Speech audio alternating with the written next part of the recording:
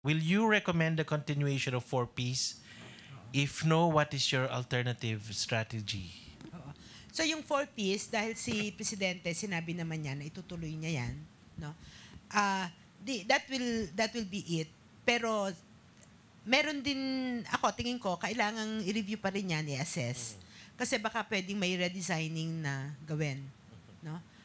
Tingnan din kung yung bang layunin niya na ibsan yung kahirapan ng mga pinakamahihirap ay na a-achieve niya.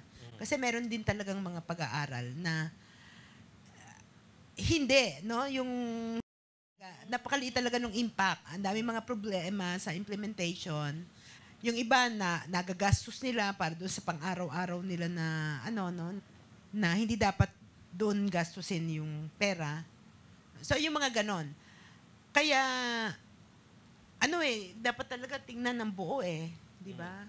Hindi maaaring maging makaka-solve at hindi laging sasapat yung isang pantawid lang, di ba?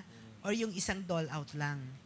Kaya kahit tanungin mo yung mga nakakatanggap ng 4Ps, pag tanungin mo sila isa-isa, sasabihin nila sa'yo, actually gusto namin talaga yung regular na trabaho. Kasi for sure, mas malaki yung kita namin doon.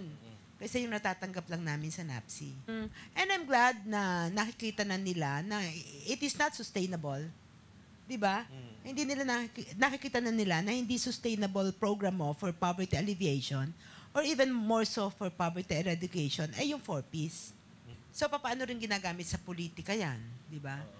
Paano ginagamit ng mga politiko para mas yung Sakop patronage. din ba yan sa ng politics. NAPSI? Yung mga ganyang mga bagay, yung pinag-usapan natin about the 4Ps? Yes, because it is policy recommendation yung mandate. So, pwede And the rin, oversight, di ba? at may oversight kami.